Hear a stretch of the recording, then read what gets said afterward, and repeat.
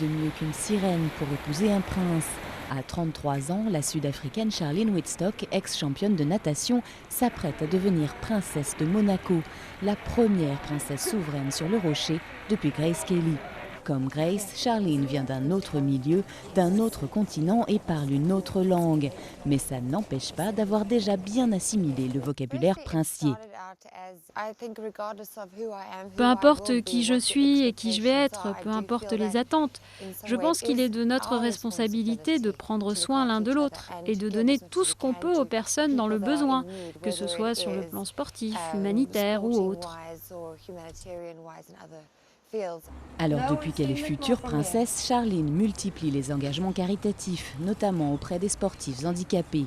La jeune femme ne s'entraîne plus autant qu'avant, mais elle doit tout à la natation, même la rencontre avec son futur mari.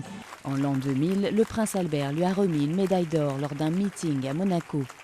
À la mort de Régnier 5 ans plus tard, Charlene reprend contact avec Albert. Leur liaison est officialisée en 2006 et leur fiançailles annoncée il y a tout juste un an. Charlene a séduit le célibataire le plus convoité de la principauté et son arrivée donne un coup de jeune au Grimaldi. Je pense que c'est aussi certainement le fait qu'elle était sportive, qu'elle ait été confrontée à plein de gens. En plus, elle est très drôle, semble-t-il. C'est ce qui a beaucoup charmé Albert. Elle est pleine de dynamique, très fraîche, très spontanée. Et je pense que c'est ça dont ont besoin les gens. Ils n'ont plus besoin d'une distance. Ils ont besoin d'avoir des souverains comme les hommes politiques avec qui on peut serrer la main, on peut taper sur l'épaule amicalement, mais ça ne va pas plus loin. Avec qui on est vraiment des rapports humains et chaleureux.